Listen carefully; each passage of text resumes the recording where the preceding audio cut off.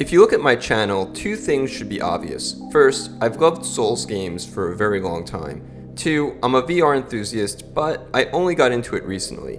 Having just played through the Elden Ring DLC, Shadow of the Erdtree, I decided that for my next game I would try to play a VR Souls-like, and the one game that got repeatedly recommended was Legendary Tales. And I have to say, it did remind me of the game that some people consider to be the original Souls-like. And no, I'm not talking about Dark Souls, or even Demon Souls. I'm talking about Kingsfield. I love Kingsfield, or Kingsfield 2 if you want to get technical, because the original was only ever released in Japan. I played it when it was first released on the PS1 back in 1996. It was a game that just threw you into this semi-open world dungeon crawler with no real explanation about who you were, how you got there, or what the heck you were supposed to do. Death lurked around every corner, and the only way to survive was by trial and error, using obscure items and talking to the sparsely populated NPCs. Sound familiar? Now, some people don't consider Kingsfield a Souls game for legitimate reasons. It's a first-person POV instead of third-person POV.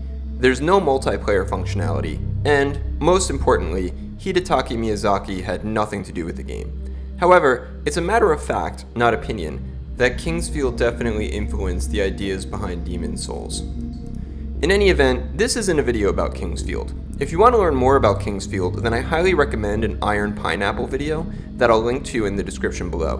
But I mention this at the onset to let you know that you're going to be disappointed if you expect Legendary Tales to be VR Dark Souls, which is a comparison I've often seen being made.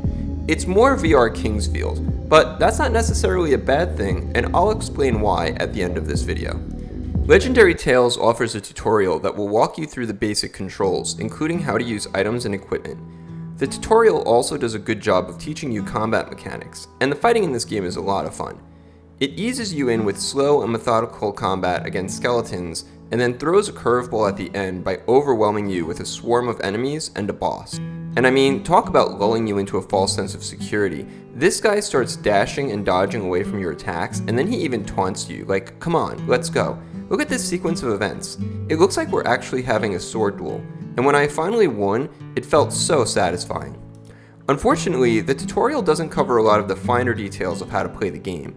Builds, upgrades, and exploration can be really counterintuitive. Now, again, this is nothing new to Souls-like games. Most of them dump you into a world and leave you to your own devices. But if you get stuck playing a game like Elden Ring, you can easily put the controller down and Google why that particular item you picked up has to be given to that NPC you don't remember, who's now moved to a part of the map that you never explored. It's a hassle in VR to completely remove the headset just to look something up. So do yourself a favor and research some of the game mechanics before jumping in. I've included some helpful links in the description below. At the very least, I would recommend that you watch Gamertag VR's video on how the campsite works, because it's much clearer than the in-game instructions. In terms of combat and exploration, again, Dark Souls this is not. You aren't going to be doing ukemi rolls to your heart's content. In fact, the fastest pace at which you'll be exploring the world is at a brisk walk. Someone told me there was a way to toggle the run-walk settings, so I did that, and imagine my surprise when I found out this is the running speed, and you only have the option to make it slower. There is a dash button, but it costs mana, so I would highly recommend that one of the first abilities you learn should be Mana Wellspring. You can get this by clicking the little book icon, then clicking ability on the top menu, then secondary on the side menu, and then it's the ability in the top right hand corner. This grants you +1 mana recovery every 3 seconds, which is a pretty quick recovery rate, and makes it so that you don't have to worry about expending mana while dashing, and that'll allow you to travel around quicker and also dodge enemies more easily. The basic combat is pretty much step up and attack, step back and dodge, rinse and repeat. It gets old quickly, so thankfully there are ways to spice it up a bit, such as by using the parrying mechanic. Now, as you can tell by my name, I am a huge fan of parrying. It's one of my favorite things to do in Souls games, and I'm kinda sad that it feels like something of a dying art in Elden Ring. But my goodness, does Legendary Tales indulge in parrying. You can basically block an enemy's weapon with your own and push them off, which staggers them and allows for a critical hit. You can also do this with a parrying dagger on the offhand, or use the ever-trusty buckler. Because of the slow speed of your character, It's difficult to dodge things, so learning how to parry is essential, but thankfully it's also a lot of fun. The other alternative is to turtle behind a shield, and I spent a lot of time doing that too, since I initially went for a tank build with high strength and high HP due to the game's low movement speed. But I also used magic because some spells like Fire Arrow aim with eye tracking, which makes it very easy to hit your target from a distance. When you combine this with mana recovery, you can pretty much just spam magic at the early game enemies to kill them en masse, should you so choose. However, I've been told that I should cool it with spamming spells, or else I may accidentally end up a mage. You see, you have 3 primary stats that you can level up with corresponding weapons: strength, dexterity, and intelligence, and then 3 secondary stats that level up with experience points: vitality, wisdom, and luck. There's only 50 levels that you can use for primary stats, and 35 for secondary stats.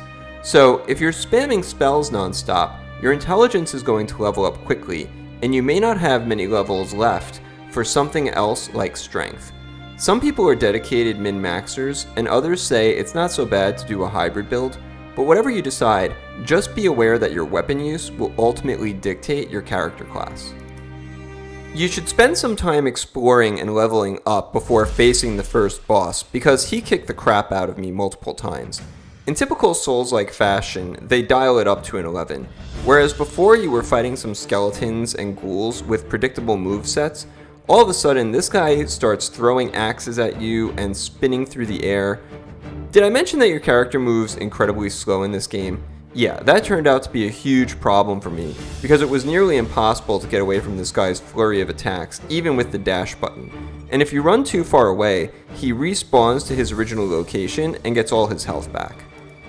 The first few times I lost to him, I found myself repeating a common set of phrases that I usually break out for Souls-likes, such as, "This game is BS," "How am I supposed to dodge that?" "These controls suck," "Why do I have to walk all the way back?" "Why did I lose all my stuff?"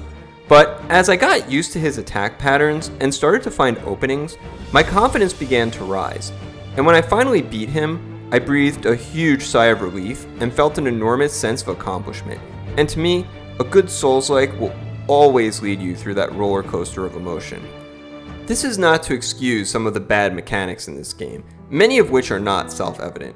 For example, I decided to try out the Claymore, but it had this weird bouncing off effect, like I wasn't even tickling the enemy. I couldn't figure it out until I decided to two-hand it, and then all of a sudden, yeah, I was back to lopping heads off. But even so, there were still these random problems, like the size of it being too large to fit into this small space. Yeah, that's what she said. But seriously, look how frustrating it is to do something simple like smash these urns and get some items. Minor inconveniences like this would pop up time and again, and sometimes it's a chore cycling through your inventory to find the right item for the right situation, especially if you're in the middle of a fight. But you know what? It's a testament to the fun nature of the game that these minor inconveniences were worth overlooking to keep playing the game, because the game is just straight up fun, and half the fun is figuring things out. There's a heavy focus on exploration, and while the NPC dialogue is kept to a minimum, it does help to point you in the right direction and figure out places you should explore next in order to continue on your quest. There are a couple of fast travel options. The first is to use a teleport spell that you get from the onset and that you'll learn how to use in the tutorial. Basically, if you use this spell, you can teleport back to the refugee camp or to the beginning of a dungeon, where you can do things like sort out your inventory or take a rest.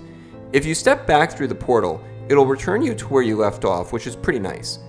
The other way to fast travel is by finding various checkpoints that are spread throughout the map, and then the tile ward at the beginning of the level will give you the option to choose which of these checkpoints you want to travel to. Each of these checkpoints has your standard Dark Souls bonfire that recovers health and mana, but you have to actually wait here for your mana and health to recover. Apparently, the thinking behind this was that the developers wanted to force you to take breaks in real life, and that's somewhat understandable because this game can be a workout.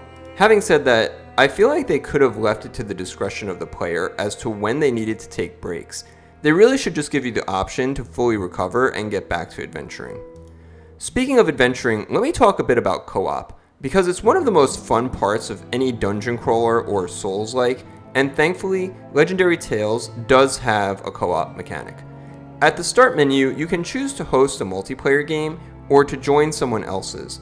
If you want a closed group, then be sure to set a password because otherwise your session will be open to the public and you might have someone crash your party like I did to these guys. Yeah, what do we do about this guy? He wasn't supposed to be here. No problem. Yeah, we didn't realize it was closed or not public or whatever. So yeah, probably the better way is to find someone willing to co-op with you and just set a password. But I was able to find some people who were willing to help me out. The movement of the player bodies is definitely not fluid. There is some awkward looking motion going on that you might not notice from a first person POV, but that you definitely notice looking at other player characters. Regardless, it's lots of fun to strategize and work as a team to take down the bosses, and enemies get stronger the more players are in your party, so the difficulty stays balanced. Finally, let me address the elephant in the room, at least at launch and still at the time of making this video. This game is expensive by VR standards. People are used to paying something in the range of $20 to $40 for indie games, and this one is currently priced at $55 USD. That's asking a lot, but the popular consensus seems to be that this game is worth full price, and I have to agree. I mentioned Kingsfield at the onset because, whether you consider it a Souls game or not, there wouldn't have been a Souls series without it. Bear in mind that it took about 25 years to get from Kingsfield to Elden Ring. VR gaming is still relatively young in comparison to flat-screen gaming. If you look at Legendary Tales as a template for future VR Souls-likes to build upon, then it's done an excellent job. You've got to start somewhere, and this game makes me excited for what the evolution of this genre could be in VR. But even if you're not thinking about the future, this is still one of the best PSVR 2 games that you can play right now. The developers obviously put in a lot of time and effort, and it shows in the sheer size and scope of the game. There are so many areas to explore, and despite the limited enemy types, the combat doesn't get boring because the enemies get stronger and adopt different fighting styles as the game progresses. Look, the reality is that most of us are starved for quality VR games. You hear people make that complaint all the time. But then when a developer comes along and delivers quality content, we balk at the price. I could understand that objection if this was a game that you could blast through in a single day, but you'll probably spend anywhere between 30 to 40 hours going through the main content, and that might be a generous estimate. It's worth mentioning that I paid full price for this game, and it literally went on sale like a week later. At first I was kicking myself for not waiting for the price to drop, but then I laughed and got over it because you know what? I'm not even mad. I want these devs and others like them to think that it's a worthwhile investment to make VR games like this. So whether you get it on sale or you pay full price like me, I think Legendary Tales is worth the price of admission.